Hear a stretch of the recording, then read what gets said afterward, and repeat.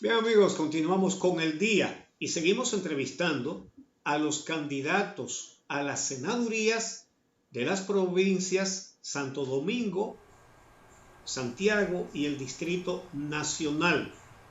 De Santiago ya entrevistamos a Eduardo Estrella y ahora nos place recibir al actual senador y candidato a la misma posición por el Partido de la Liberación Dominicana, Julio César Valentín. Muy buenos días. Bienvenido. Buenos días, Uchi, Amelia, amigos televidentes. Un gran placer estar con ustedes.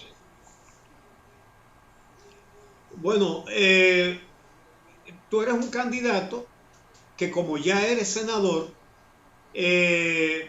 no hay que preguntar qué tú piensas hacer, porque tienes ya mucho tiempo. Tú tienes ya mucho más de una década como legislador. Fuiste presidente de la Cámara de Diputados, luego pasaste al Senado. Y para hablar de lo último que ha pasado en el Congreso, vamos a hablar de lo que pasó el viernes, porque tiene mucha importancia. El Poder Legislativo, una vez más, demostró el viernes que está subordinado al Poder Ejecutivo. Aprobaron el presupuesto complementario sin leerlo. La ley más importante, la ley más trascendental de una sociedad es el presupuesto. Esa es la que concretiza las políticas, la que dice a dónde van los fondos para hacer qué. Y la aprobaron sin leerla. Es decir, que con una actitud como esa, y podemos recordar muchas más, como el contrato 97-3 entregándole el oro dominicano a la Barrigol, por ejemplo, sin leerlo, y lo confesaron que no lo leyeron. Entonces, con esas acciones, ¿tú crees que está cumpliendo con su función el Congreso, o por el contrario, en los hechos se está declarando como un poder innecesario? El Poder Legislativo tiene sus funciones atribuidas por la Constitución y la teoría de la democracia. Si los reglamentos permiten conocer, existiendo la ausencia de una oposición que pueda visibilizar cualquier emplazamiento a la sociedad respecto al contenido de este proyecto, nada impide que se pueda debatir, se pueda conocer lo que es el presupuesto complementario en un momento de cierta urgencia para el país con el tema del estado de emergencia. Estado de emergencia que ha sido sometido a un debate muy amplio y que sectores de la oposición entienden que no ha sido necesario. En Chile, por ejemplo, que comenzó días antes que nosotros a abordar el tema del coronavirus, terminan de aprobar 90 días de estado de excepción, un país con una calidad de la democracia superior, con una ciudadanía más crítica y con una oposición más agria porque viene de la tradición de la izquierda. Partido Comunista, Partido Socialista, Partido Socialdemócrata Radical, el Partido Humanista, es decir, organizaciones de izquierda, la Revolución Democrática, el partido que fue creado el Frente Amplio, un grupo de jóvenes de izquierda que vienen del movimiento social, todos votaron a favor del gobierno de la derecha. ¿Por qué no era votando a favor del gobierno de la derecha? Era viabilizando que se pudiera seguir enfrentando la salud y la necesidad de reactivar la economía. Asimismo República Dominicana, asimismo Portugal han obrado. Lo único que aquí estamos en la proximidad de un torneo electoral muy difícil, la convocatoria del Congreso, y hay dos opciones, o someterlo a una comisión o volver en otras ocasiones más cerca de los días electorales a conocerlo. En la Cámara de Diputados tendrá que haber más deliberación, hay un sistema de 2 cámaras. Lo de la Barrigol es una falsedad absoluta. Yo presidí la Cámara, se sometió a estudio. Las comisiones lo que hacen es que hacen las recomendaciones con la observación de los técnicos internos y externos en cada proceso. Tuvo la aprobación de todos los partidos políticos, hubo voces disidentes del PLD, del PRD y del Partido Reformista. Pero en los tres casos, tanto el líder del PRD, Hipólito Mejía, Miguel Vargas, que en ese momento iría a ser candidato a la presidencia, el difunto presidente del Partido Reformista y ex canciller Morales Troncoso, y el propio presidente de la República en el momento, Leonel Fernández, todos impulsaron en un momento de crisis financiera global la importancia de obtener esa inversión para el país. Pero quien dijo que no se leyó, habló mentira al país o cometió un grave error. Valentín, bueno, lo dijeron varios legisladores. Sí. Sí, nada más decía que fueron los legisladores quienes dijeron que no lo leyeron. No, lo dijo Vitico Terrero, que no estuvo atento a la lectura. Yo estuve ahí y dirigí los debates. Y otorgamos turno a más de 25 legisladores. Los registros están ahí, por suerte. Claro, quizá no sea lo más afortunado que haya sucedido en la historia del Congreso. Luego hubo unas acciones del presidente Danilo Medina en la que exigió un contrato ya estabilizada la economía en condiciones mucho más razonables para los objetivos del país y los beneficios del país. Aterrizando de nuevo en el presupuesto complementario, sí que usted acaba de decir que en ausencia de una oposición grande en el Senado, digamos que el Senado que no concurrió, que no concurrió, quise decir. Pero bueno, y sabemos que realmente hay una mayoría bastante amplia del partido de gobierno en el Senado. Sí que me gustaría saber ¿por qué no leerlo? Es decir, hasta dónde los legisladores del Partido de la Liberación Dominicana, aún confiando en lo que deposita el Poder Ejecutivo, no demostraron un poco de trabajo legislativo. ¿Qué garantías tienen de que no hay errores? ¿Por qué hay una asignación presupuestaria para el Congreso nuevamente? Tengo entendido que incluso para la Cámara de Diputados, en este contexto, ¿por qué se asignan más recursos al Congreso? Por ejemplo, es una de las dudas que me surgen.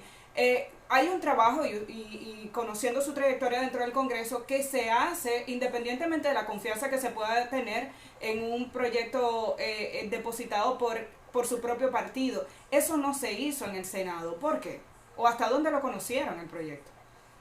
Bueno, se sometió a una liberación de algunos de los trámites que está permitido constitucional y reglamentariamente, y eso fue lo que aconteció. La Cámara de Diputados, como espacio incluso más plural, por eso yo siempre he defendido el Congreso unicameral, con un sistema electoral proporcional que permita que la cantidad de votos genere un porcentaje de escaños muy aproximado, que sea un reflejo de la voluntad del electorado. El sistema dominicano de una sola Cámara Legislativa, donde hay un solo congresista por provincia, no garantiza la representatividad, no garantiza que un partido político que obtenga un 49% y otro un 51%, el de 49% no está representado fielmente en el Senado, pero sí lo está reflejado en la Cámara. Por ello siempre he sido un defensor intransigente del unicameralismo para un país pequeño como el nuestro, pero en un sistema donde hasta para reformar una constitución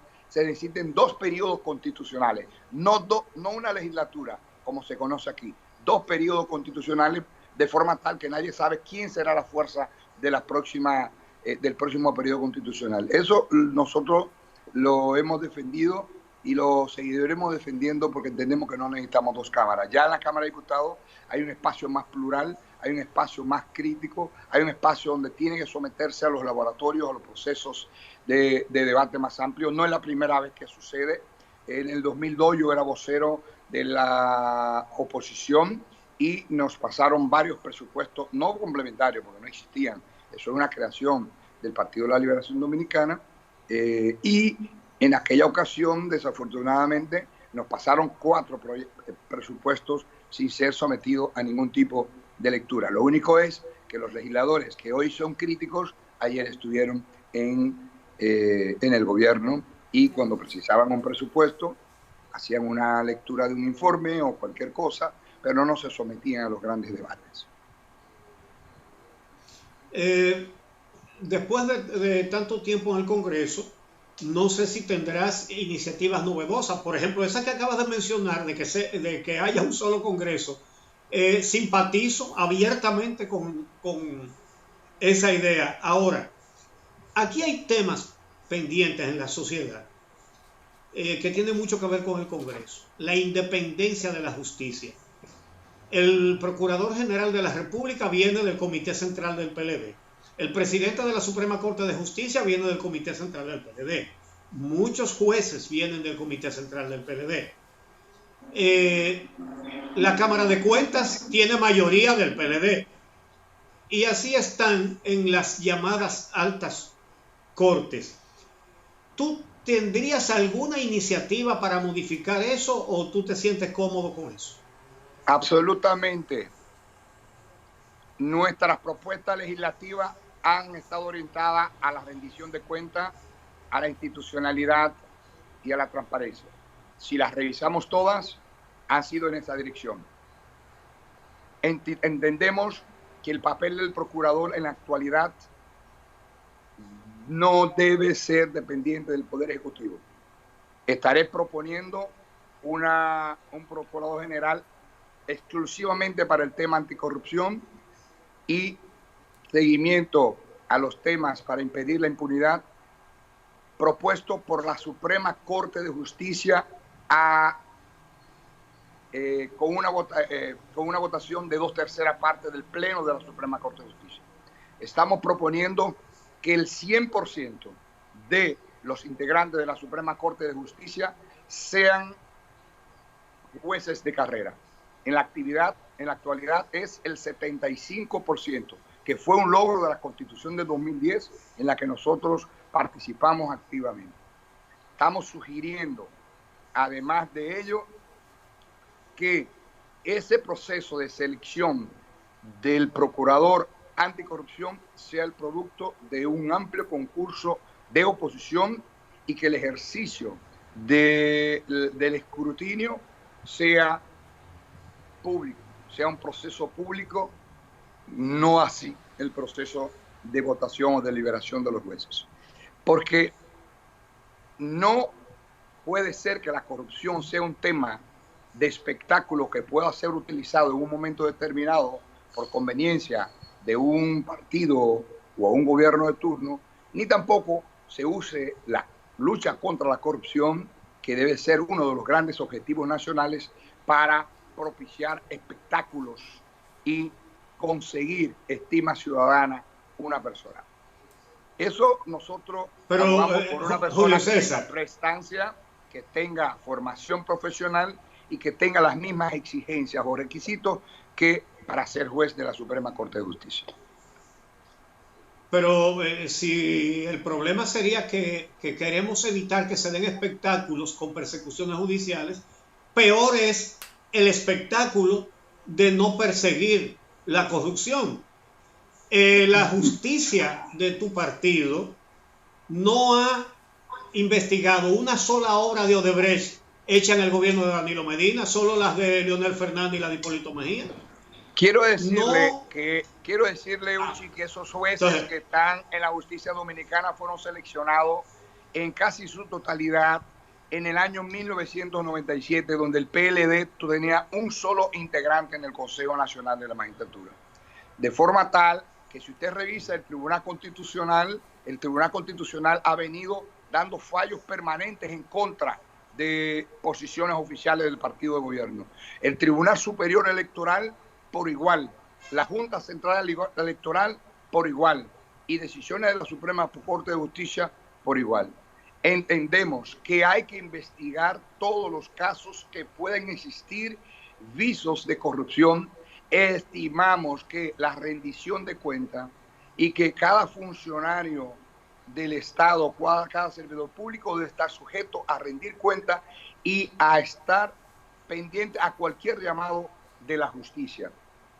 En ese sentido, abogamos porque todo caso de posible corrupción sea perseguido. Por eso he sido el propulsor de la ley de extinción de dominios, para que en caso de que se declare a un narcotraficante, a una persona que se presuma que se ha enriquecido ilícitamente producto de la corrupción o alguien del crimen organizado, puede ser descargado o puede negociar en los Estados Unidos o Canadá una sanción benigna. Cuando viene el país, recupera sus bienes. Nuestra propuesta ha sido, que ha pasado 3 veces en el Senado de la República, pero se cae en la Cámara de Diputados, ha sido perseguir los bienes, porque ahí es que le duele el narcotráfico, ahí es que le duele al crimen organizado y a los corruptos, en sus bienes. Usted puede ser investigado hoy, pero en el proceso no se determina que hay bienes, pero luego se descubren bienes de esa persona, y si esa persona no puede determinar el origen o la licitud de esos bienes, que se procese un caso aparte por los bienes. Eso es propuesta de Valentín. Como es propuesta de Valentín el tema de la inversión del faro de la prueba en la Constitución en los casos de corrupción. Es propuesta de Valentín la ley, con otros legisladores naturalmente, la ley de enriquecimiento ilícito que permite perseguir al funcionario público, y no es al Ministerio Público que le corresponda mostrar las pruebas de la acusación, sino que hoy es el funcionario que debe mostrar eso. Por eso, como nuestra agenda ha estado orientada a la institucionalidad, a la rendición de cuentas, al acceso a la información pública, nosotros propusimos el acceso a la información pública en la Constitución, pero fuimos los primeros que establecimos una unidad una oficina de acceso a la información pública para que todo servidor, para que todo periodista, ciudadano pueda monitorear el comportamiento de los fondos del Congreso Nacional. Si lo hicimos es porque creemos en eso y por ello insistimos en propuestas que quizás no tengan la simpatía de todos, pero las seguimos formulando de manera permanente, como hemos formulado la necesidad de eliminar las exoneraciones de vehículos, pero que las proponemos ni siquiera para que se elimine hoy, sino gradualmente, porque somos de los pocos países del mundo que todavía tenemos, junto a Haití y Panamá, exoneraciones de vehículos. Cuando había 3,000 pesos el salario de un legislador, hoy no es mal el salario, no es necesario disponer de una exoneración. Y lo hemos planteado en más de una ocasión, el proyecto se cae.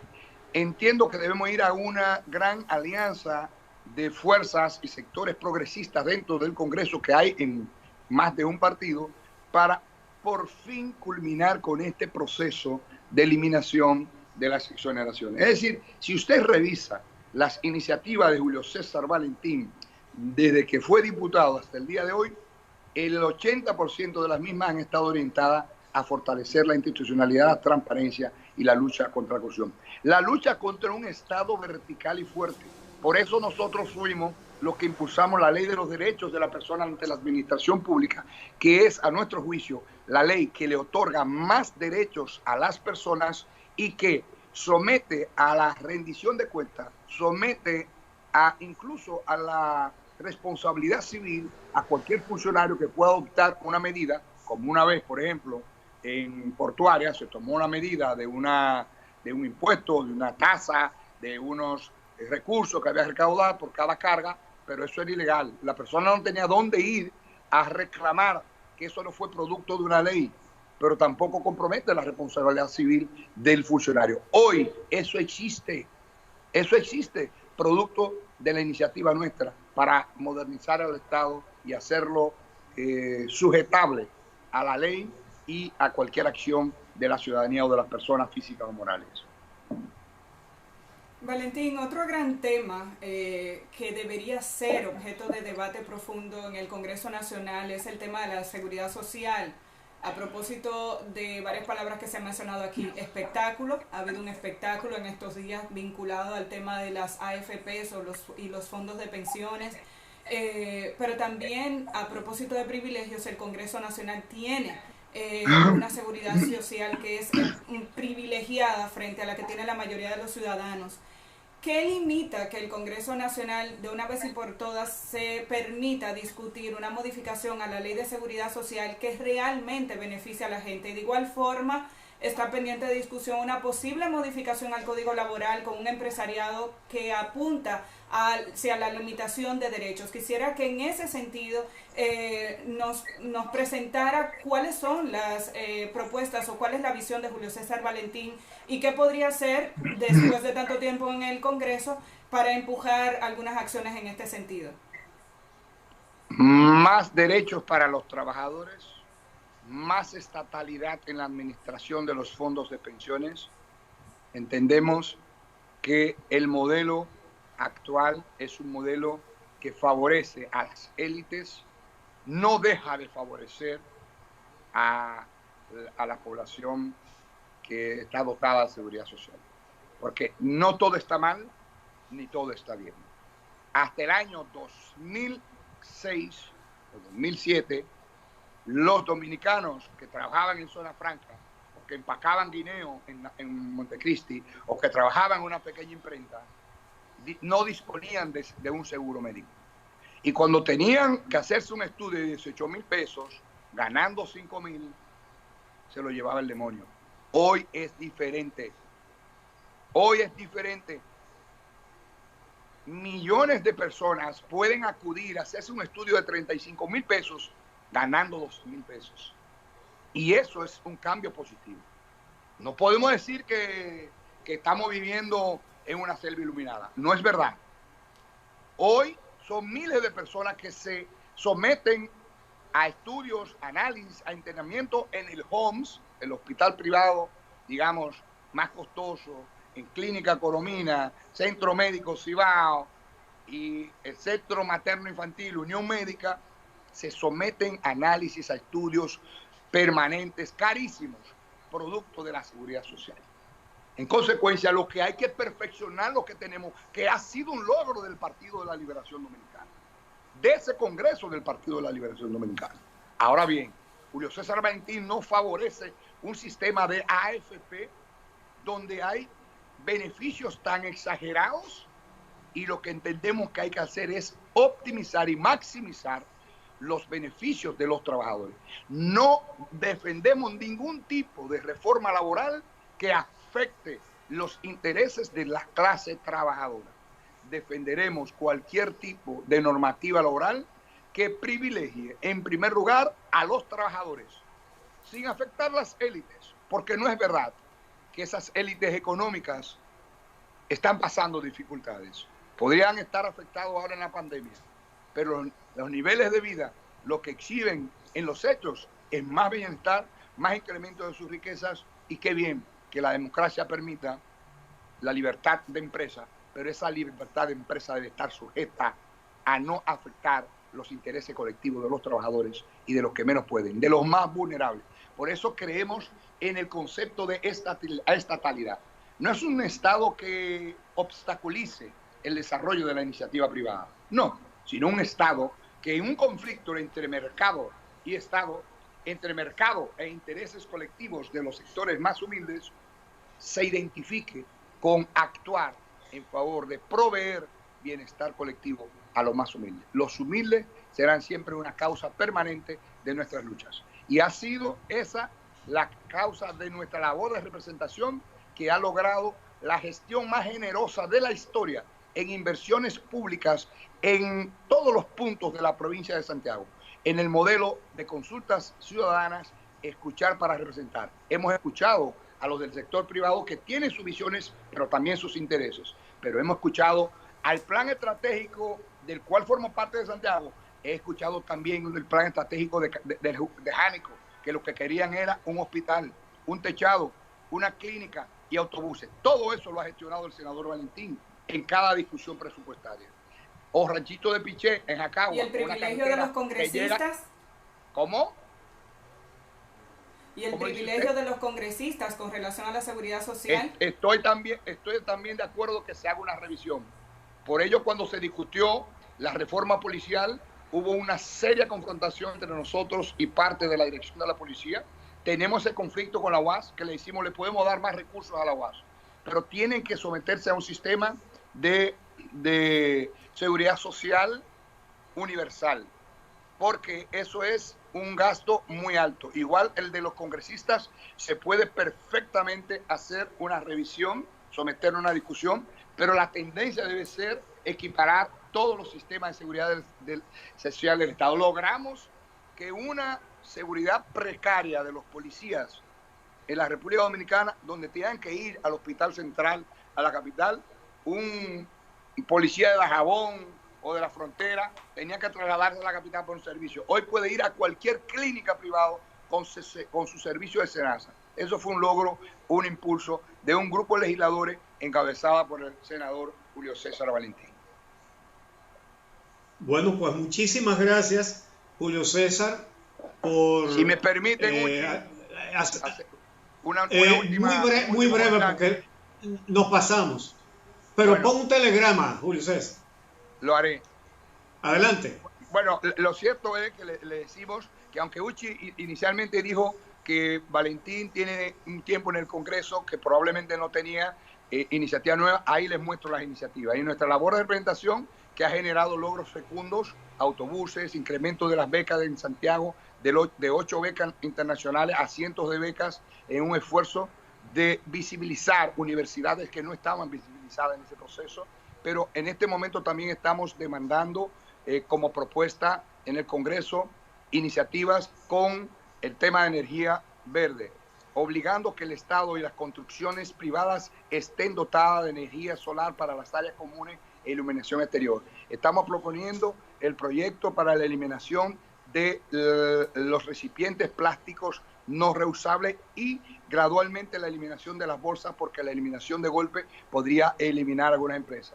Y en la labor de representación estamos planteando la necesidad de la segunda etapa de la Universidad Autónoma de Santo Domingo, que hoy tiene entre 14 y 15 mil estudiantes, con una nueva edificación estamos hablando de la UAS en Santiago, con multiuso, porque tiene que hacer sus graduaciones fuera, alquilando locales, la duplicación de las aulas, un edificio para medicina, edificio para arquitectura e ingeniería, la áreas deportivas y laboratorio científico y laboratorio para medicina. Todo esto ha sido parte de las mesas de consulta ciudadana que hemos hecho y seguiremos peleando hasta lograr esto, porque los estudiantes de los sectores más humildes tienen derecho a una educación y a rotar socialmente hacia mejores condiciones. Bien. Gracias.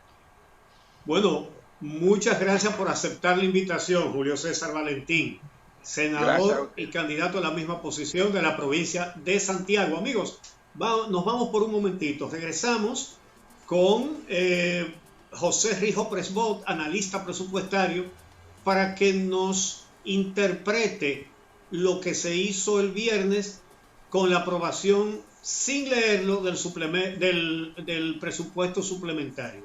Regresamos en un momentito.